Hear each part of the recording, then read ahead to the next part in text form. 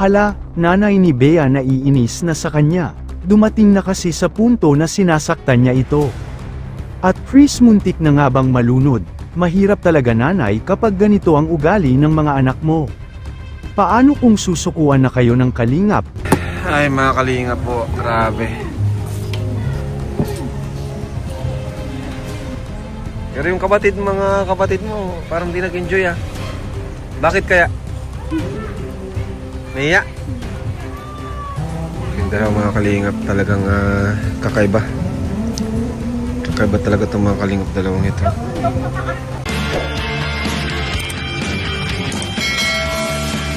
Hala, nanay ni Bea naiinis na sa kanya. Dumating na kasi sa punto na sinasaktan niya ito. At Chris, muntik na nga bang malunod?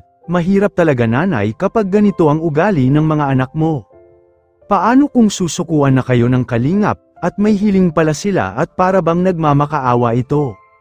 Hiling niya sana makalipat na daw sila ng tirahan. Ito daw ang isa sa mga dahilan kung bakit ganito at para bang naiirita sila at iniisip pala ang sinabi ng may-ari ng lupa. Na tinitirhan nila, gusto na pala silang paalisan dito. Nga ang turing ng mga kapitbahay nila, kahit nasa bahay lang sila. Ay wala pa rin pala silang lusot, dahil nga sa pinagpiestahan pa rin pala sila ng kanilang mga kapitbahay doon. Tawanan at para bang masaya ang mga kapitbahay nila na tinatawag na zombie sisters ang tatlong Tres Marias na mahiyain. Kaya naman gusto talaga ng magkakapatid na aalis na lang doon sa tinitirhan nilang bahay. Kaya nga dito ay halong pag-aalinlangan na ang naiisip ko. Naiinis kasi ang tatlo na ito, dahil ayaw nilang makipagtulungan. Napakaswerte nyo na ganito ang trate ni Kalingap Rob sa inyo, ginawa na niya lahat para masasabayan kayo. Pero ano ang ginagawa nyo? Episode 10 na at wala pa rin kayong pagbabago. Parang gusto nyong matitigil na ang pagsuporta sa inyo dahil naging wala na saysay ang lahat kung walang timatawag na kooperasyon at communication sa inyo. Ito ang gagawa natin ngayon ng reaction mga kalingap, pero bago yan ay nais ko munang makiusap muli na sanay huwag kalimutang i-like ang video na ito. At patapusin nyo munang panuorin ang kabuuan ng video na ito hanggang dulo. Para inyong malalaman ang nilalaman nito, at please suportahan po natin ang channel ni Kuya Val Santos Matubang. Ate Edna Vlogs at Kalingap Rob, maraming salamat po.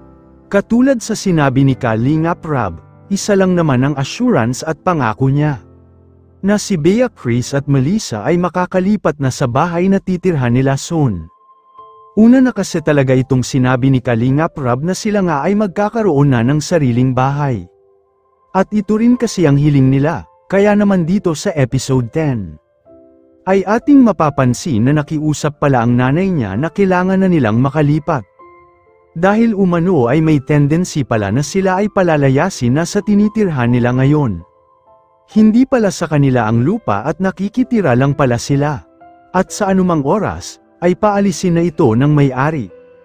At di naman sila handa dito, dahil nga sa wala pa naman silang sapat na pera pampagawa ng bahay. Kaya naman nakakatakot ito, baka kasi sa isang banda ay paalisin na nga sila. Lalo't na't ngayon pala ay nagbabalak na ang may-ari dito. Sa kabila kasi ay ibenta ito at sakali sila ang makakabili or ang kalingap. Ay baka nga ang mangyayari ay doon pa rin sila magstay. Kaso nga lang, baka kasi malaman nila, ay baka mas mahal na ang benta nito tulad sa kapitbahay nila. Kaya naman ay aasahan natin na aalukin talaga sila nito na mas doble at triple pa ang presyo. Samantala, Kalingap Rob nakausap na ang tatay ng Tres Marias. At ang masasabi natin talaga, ay siya talaga ang pinagmanahan dito. Masyado ring mahiyain talaga si Tatay Rene, at katulad din siya nila Bea at Chris. Dumating pa sa punto na nagpapasalamat sila dahil sa hindi nga ito sinusukuan ang tatlong magkakapatid. Kahit naman sa camera, ay ramdam natin na naiinis na talaga si Kalingap Rob. Ano ba talaga ang gusto ni Bea at Melissa? Bakit sobrang napaka-arte nila?